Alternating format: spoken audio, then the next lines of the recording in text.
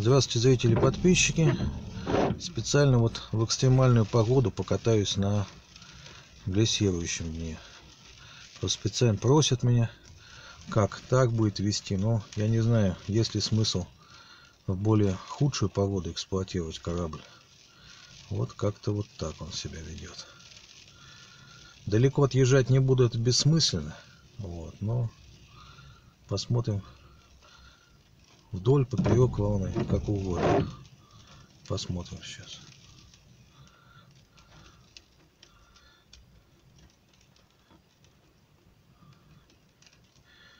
Здесь газ не буду сбавлять сейчас. Так, задний ход.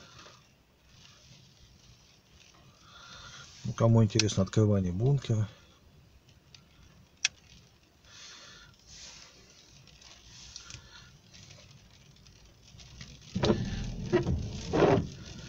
Здесь мощность двигателя ограничена 155 ваттами. То есть он не мощный, БК моторчик, но небольшой.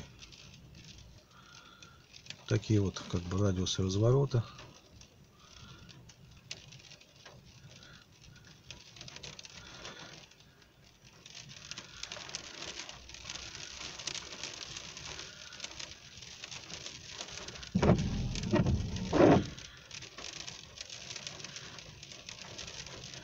Потому что вопросы часто задаются, как себя будет вести в экстремальных условиях. Ну, я не знаю, как на них отвечать. Надо только показывать, да и все.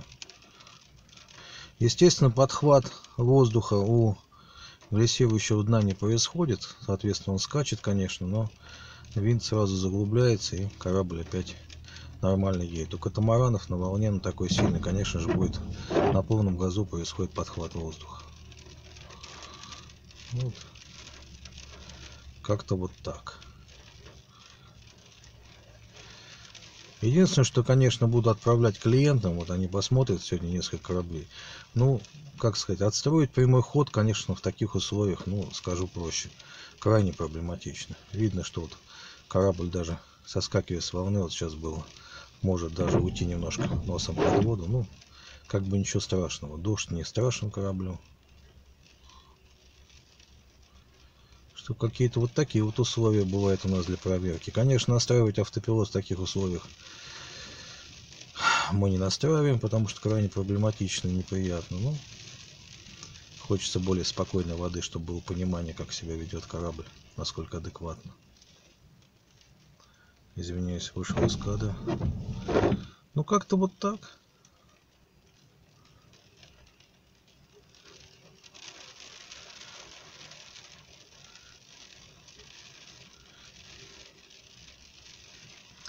Так что обманывать никого не обманываем, показываем как есть.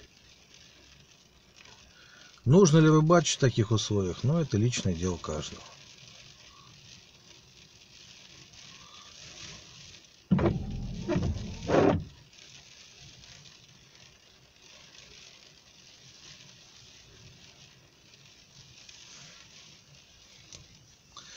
На этом что могу сказать? Всем спасибо, добра.